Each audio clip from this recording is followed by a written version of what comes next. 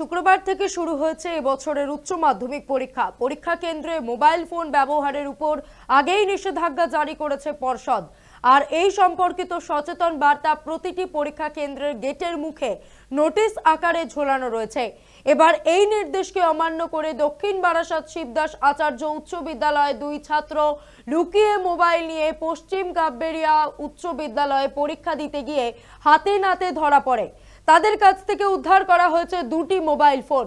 উচ্চ মাধ্যমিক শিক্ষা সংসদের নির্দেশে পরীক্ষা কেন্দ্রে দুটি মোবাইল ফোন বাজেয়াপ্ত করার পাশাপাশি ওই দুই ছাত্রের পরীক্ষা বাতিল করা হয়েছে।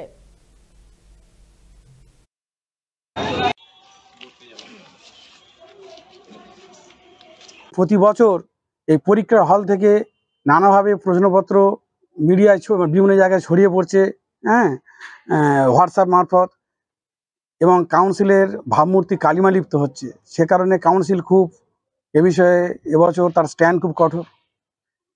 মাইকিং করা সত্ত্বেও দুজন পরীক্ষার্থী তাদের পরীক্ষার হল থেকে তাদের কাছ থেকে মোবাইল ফোন পাওয়া গেছে এবং ডেপুটি সেক্রেটারি এক্সামের নির্দেশে তাদের মোবাইল ফোন সিজড করা হয়েছে এবং তাদের অ্যাডমিট কার্ড এবং রেজিস্ট্রেশন নাম্বার রেজিস্ট্রেশন কার্ড নিয়ে নেওয়া হয়েছে, মোবাইলও নিয়ে নেওয়া হয়েছে এবং এগুলো সব কাউন্সিলেই জমা পড়বে এবং তার পরবর্তী পদক্ষেপ কাউন্সিল নেবে। তারা কি পরীক্ষা দিতে পারছে? না, পরীক্ষা দিতে পারবে না। কাউন্সিলের নির্দেশ অনুসারে তাদের পরীক্ষা বাজেয়াপ্ত করা হয়েছে।